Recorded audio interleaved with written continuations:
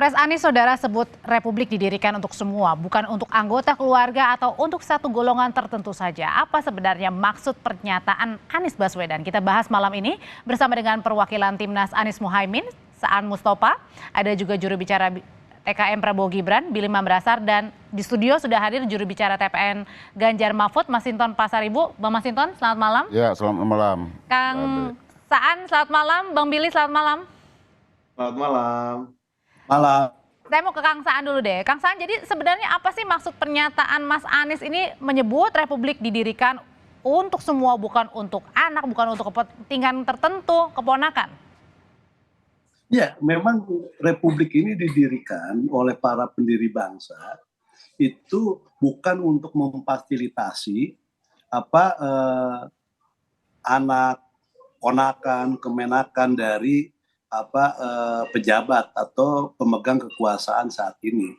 Republik ini didirikan itu untuk memberikan putra-putri terbaik bangsa untuk bisa mengelola bangsa ini dengan baik. Jadi sindirannya langsung ke Pak Jokowi dan juga Mas Gibran ini? Enggak. Ini ditujukan ini untuk mengingatkan semua. Termasuk mengingatkan kepada diri sendiri, Mas Anies sebagai calon presiden, dan mengingatkan kepada yang lain. Jadi tidak ada sasaran tertentu yang dituju, enggak.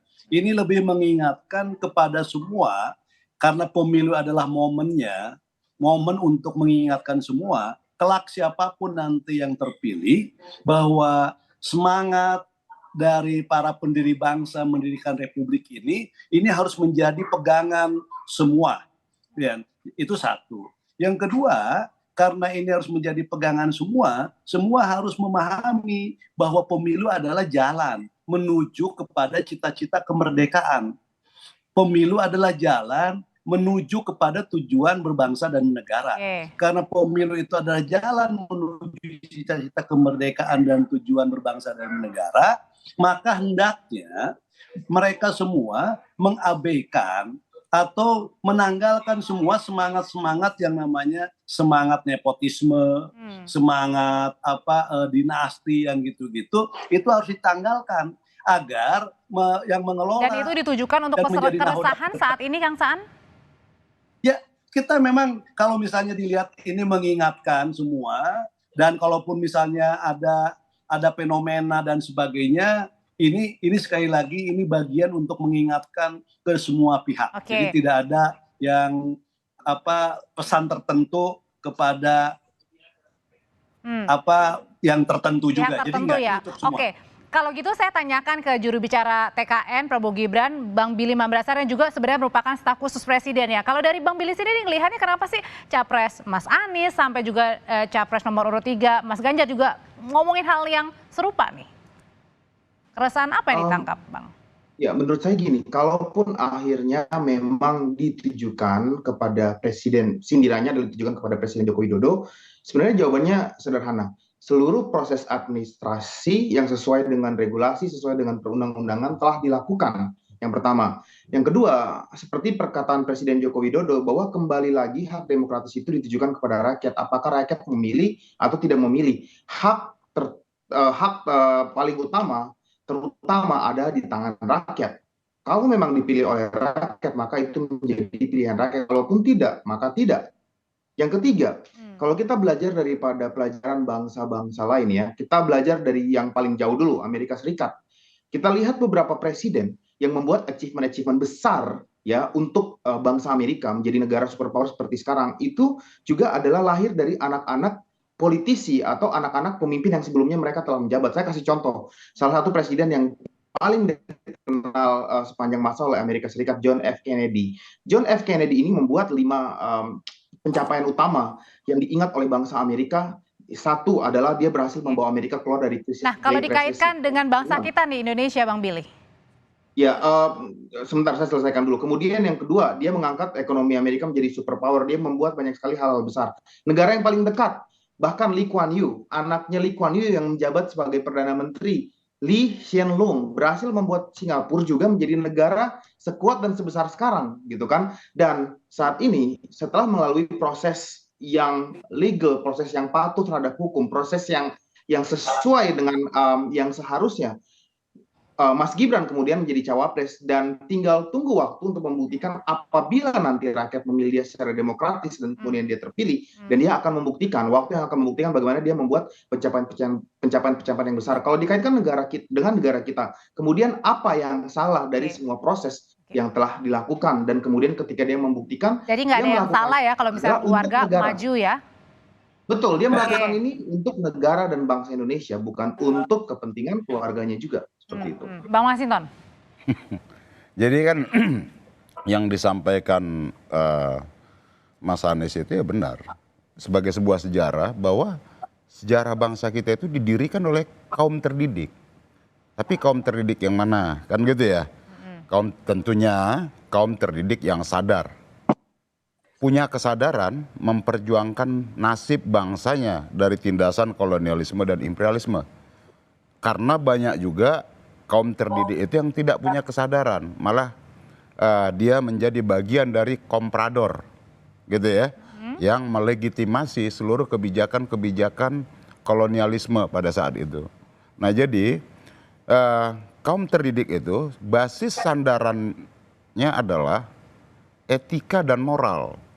Kalau dikaitkan sama sekarang, apa? Kalau dikaitkan sama sekarang, nah kalau dikaitkan sama sekarang, ya kaum terdidik yang mental komprador itu ya MK kemarin tuh, gitu loh. Putusan MK maksudnya? Iya, yang melanggar etik itu putusannya kaum terdidik, iya, kaum terdidik, tapi bukan yang memiliki kesadaran untuk menegakkan hukum dan kebenaran itu, malah menabrak etika di sana. Tapi terlepas dari itu semua tadi Bang Billy juga bilang kan semuanya bisa dong, siapapun bisa maju untuk memajukan bangsa, kalau hal positif kenapa enggak?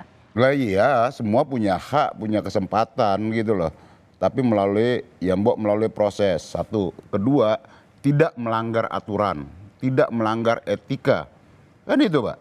Karena apapun ya, bangsa ini bisa tumbuh berkembang kalau pemimpinnya memiliki budi pekerti, memiliki etika, menjunjung tinggi moralitas. Itu syarat sebuah bangsa yang bisa tumbuh, maju dan berkembang. Bukan pada persoalan tataran administratif, oh ini bisa, tapi etika, moral diabaikan. Gitu jadi loh. soal etika dan moralnya ya? Oh iya, itu pentingnya hari ini ya, bangsa ini perlu pemimpin yang memiliki budi pekerti. Mengelola bangsa ini bukan persoalan administrasi. Oh ini nggak ada aturan yang dilanggar secara administratif, tapi lu melanggar etika kira-kira gitu. Lu melanggar moral. Basis kepemimpinan itu ya basisnya adalah moralitas dan etika. Saya balik lagi ke Kang Saan. Kang Saan, sindiran Mas Anies ini nggak main-main ya, udah 2 kali, berarti serius dong sindiran Mas Anies ini? Ya gini, ini kan tadi Mas Billy sampaikan, kita juga nggak mempersoalkan. Kita bisa komparasikan di Amerika, di Singapura. Tapi kan mereka berproses panjang. Misalnya George Bush lah misalnya. Diganti oleh George Bush Junior. Tapi ada proses panjang sebelum ketika bapaknya lengser. Tapi ada proses yang panjang sehingga ketika kehadiran mereka itu juga tidak mempersoalkan. Jadi sebenarnya kita tidak mempersoalkan, tapi prosesnya dan sebagainya. Nah yang kedua, kenapa Mas Anies ngomong ini? Ini kan soal kita ingin kunci utama itu soal keteladanan. Tadi kalau Bang Masinton soal etik, moral dan sebagainya, soal keteladanan. Ketika kita diresahkan oleh fenomena di bawah misalnya, sampai dulu DPR membuat undang-undang terkait dengan soal dana kutip politik dinasti ya, yang akhirnya juga dibatalkan oleh Mahkamah Konstitusi karena itu menyangkut terkait untuk pilkada ya waktu itu terkait dengan soal hak asasi manusia. Kita tidak mempersoalkan, walaupun kita nggak larang, itu ada jeda saja, jeda 5 tahun. Itu waktu itu ada jeda 5 tahun. Jadi yang Kang Saan mau sampaikan adalah siapapun boleh maju, siapapun boleh berpolitik, asal prosesnya, etikanya, caranya. Ada proses dan ada pertanggungjawaban. Secara tadi proses, keteladanannya dan sebagainya. Tahan dulu sampai situ ya Kang ya. Saya mau tanyain ke Bang Billy. Bang Billy tadi katanya siapapun boleh maju kok asal ada etikanya, ada prosesnya. Satu, proses ya. Kalau saya kasih contoh lagi kembali ke John F. Kennedy, ketika dia pertama kali menjadi politisi, dia masih umur 20-an. Kemudian dia mengambil pimpinan di beberapa posisi dan kemudian dia ditunjuk sepanjang sejarah menjadi salah satu presiden Amerika Serikat termuda. Ya, artinya apa? Artinya proses tersebut dijalani bisa cepat, bisa lambat, tetapi proses. Kata kuncinya dari bangsaan proses. Mas Gibran berproses. Ya, Mas Gibran berproses, sempat memimpin menjadi kepala daerah. Ya, Tapi lebih tadi dari kata Bang setahun, 2 tahun. Masinton bilang ada yang tadi putusan MK begitu. Yang memuluskan. Mas Masinton move on karena keputusan telah dibuat, kita melihat ke belum depan, move on kita ya Bang fight, katanya. gitu kan. Oke. Semua dilalui, move on, titiknya sudah selesai. Ya, proses etika, proses administrasi, semuanya sudah berjalan. Ayo lihat ke depan, seperti itu. Dan kembali lagi menyanggah sindiran apabila, oh ini ditunjuk anaknya untuk kepentingan keluarganya. Tidak juga, tidak benar, karena Pak Presiden Jokowi selama 2 periode berjuang untuk bangsa Indonesia, bukan untuk kepentingan keluarganya, dan pencapaian-pencapaian luar biasa telah dicapai. Pak Prabowo berkomitmen untuk melanjutkannya bersama dengan Gibran, juga untuk bangsa dan negara, bukan untuk kepentingan keluarga, bukan untuk kepentingan pribadi. Pak Prabowo mikirin apa lagi, usianya dia, kekayaannya dia, apa yang telah dia capai, yang dia Mas Anies juga bangsa, negara, bukan kepentingan. Oke, kalau gitu sekarang saya tanya, katanya belum move on Bang. Itu yang mengerdelkan persoalan. Sebentar, Mbak Audrey, satu dulu. Saya pengen bilang kebetulan karena Bang Masinton juga ada di sini. Bahkan salah satu presiden terhebat bangsa Indonesia, Bu Megawati, lahir dari anak politisi handal Indonesia, Pak Soekarno gitu. Artinya apakah ini kemudian kita melihat sebagai dinasti? Tidak. Ibu Megawati ketika terpilih menjadi presiden, anak daripada seorang presiden sebelumnya, apakah ini sesuatu yang salah? Tidak juga. Dan dia mencetak sejarah sebagai presiden. Bang, ini Bang Masinton menanggapi ini. Satunya Indonesia. Nah, dulu di situ ya, Bang. Ya, gitu. Itu ketidakpahamannya. Jadi kita memahami ketidakpahamannya. Bu Megawati itu berproses dan tidak ada aturan yang ditabrak. Ini Gibran juga berproses, Bang. Terima kasih Abang bilang saya tidak paham gitu kan. Ya, Sangat paham. Putusan MK itu ada pelanggaran etik berat dengan Majelis Kehormatan Mahkamah Konstitusi. Jadi itu harus dimaknai di situ. Jadi tidak bisa kemudian menyatakan, oh ini sudah kita harus move on apa segala macam. Yes, oke. Ini kita move on, kita hadapi pemilu, kita jalani pemilu. Tapi kita tetap harus mengingatkan bahwa ada proses etik yang dilanggar di sana, di MK itu. Dan itu putusan Majelis Kehormatan Mahkamah Konstitusi. Kemudian tadi dia memperbandingkan tentang kepemimpinan muda di Amerika. Mereka lahir melalui sebuah proses yang tidak melanggar etika, tidak melanggar aturan.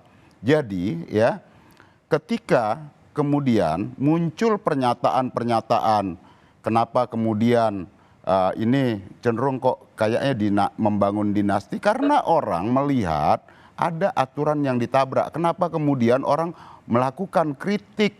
Oh ini model belimbing sayur katanya. Ini calon yang rasanya asam, kecut lagi. Nah itu muncul tuh diksi-diksi begitu, fenomena seperti itu di sosial media dan lain-lain sebagai sebuah kritik publik terhadap fenomena yang ada sekarang. Bukan kita tidak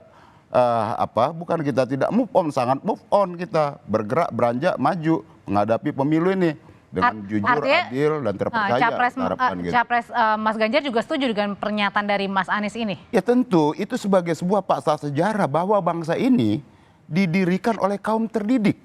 Kaum terdidik yang itu yang saya katakan tadi. Kaum terdidik yang sadar untuk memperjuangkan bangsanya keluar dari tindasan kolonial dan imperialisme tadi. Bangsa terdidik itu juga ada dua modelnya. Bangsa yang terdidik dia sadar, dia akan menjadi sandaran perjuangan masyarakat tadi, rakyat tadi. Dan ada bangsa yang terdidik, tapi dia menjadi legitimator tuh terhadap penindas yang disebut komprador. Dia disebut juga tuh intelektual tukang disebut itu. Dia terdidik, tapi dia komprador, agen. Sebagai yang melegitimasi tindakan-tindakan curang tadi itu. Oke, kalau gitu satu pertanyaan terakhir ke bapak-bapak semuanya. Kang Saan, kalau gitu sebenarnya apa sih yang ingin disampaikan oleh Mas Anies? Pengingat apa yang ingin disampaikan? Coba disampaikan oleh Mas Anies. Ya gini, kita ini kan ada keresahan ketika kita melihat fenomena-fenomena di bawah di daerah. Kepala-kepala daerah itu mempraktekkan politik-politik banyak yang dinasti ya, dari suami ke istri ke anak, terus juga ada nepotisme dan sebagainya. Ini juga menimbulkan sebuah kegelisahan tersendiri. Nah, sebelum kita menangani fenomena yang ada di daerah, itu muncul fenomena di tingkat elit. Nah, seakan-akan apa yang terjadi di daerah itu mendapatkan legitimasi bahwa apa yang dilakukan di bawah itu tidak ada masalah. Toh di level elit juga itu dilakukan yang sama. Artinya mereka mendapatkan sekali lagi justifikasi melakukan itu. Nah, maka yang Mas Anies ingin sampaikan adalah elit atas itu harus memberikan keteladanan. Teladan dari atas akan merembes ke bawah. Nggak ada rembesan itu harus dari bawah ke atas. Memberikan contoh ya? Contoh teladan. Oke, baik. Bang Billy. Topik malam ini adalah tentang sindiran apakah majunya Pak Prabowo dan Gibran untuk kepentingan negara atau untuk kepentingan anak kemenakan gitu kan. Kembali kepada argumentasinya, maka kedua narasumber yang hadir hari ini belum mematahkan bahwa sindiran tersebut tepat, membenarkan bahwa memang majunya Prabowo dan Gibran adalah untuk kepentingan anak kemenakan pribadi, bukan untuk kepentingan negara. Jadi belum dipatahkan. Malah Bang Masinton kembali lagi kepada keputusan MK tentang etis dan tidak etis. Padahal gugatan nomor 141 2023 oleh MK sudah memperkuat dan memantapkan putusan MK nomor 30 tahun 2003. Artinya tidak ada perdebatan lagi di sini gitu ya, Bang? Dan mengikat sebagai institusi negara. Jadi move on ke depannya. Singkat Bang Billy. Hari ini sama sekali tidak terpatahkan, belum terpatahkan gitu. Memang mereka maju adalah untuk kepentingan negara. Baik, artinya tidak usah ada perdebatan seharusnya ya, dan tidak ada saling sindir. Betul. Bang Masinton. Kepentingan negara kesannya kayak mereka aja tuh perjuangkan negara. Kita ngobrol di sini nggak membahas tema negara tuh. Nah, itu kekonyolan bahwa negara ini adalah saya. Itu bahaya betul itu. Jadi perdebatan kita bicara ini memang nggak dalam konteks negara nih. Gitu loh. Kita ngobrol sama Pak Saan, emang nggak dalam konteks negara. Emang dia aja tuh yang ngerti negara, ngerti apa gitu loh. Itu yang mau kita maksud, penyesatan seakan-akan heroisme tentang negara ini ya mereka. Gitu yang menepuk dada, saya ini berjuang untuk atas nama negara. Jadi sindiran ini juga untuk mengingat ya Bang ya? Lah iya, ini bahwa tadi temanya adalah bahwa bangsa ini didirikan oleh kaum intelektual, kaum cendekiawan, mereka yang sadar untuk memperjuangkan bangsanya, berjuang melampaui zamannya, bukan untuk kepentingan diri dan kelompoknya, apalagi kepentingan keluarganya, tapi untuk kepentingan sebuah bangsa yang merdeka. Itu pesannya. Bang Masinton, terima kasih. Kang Saan, terima kasih. Bang Billy, terima kasih. Saya selalu, kita jumpa lagi di lain kesempatan. Terima kasih, Bang Billy. Terima kasih.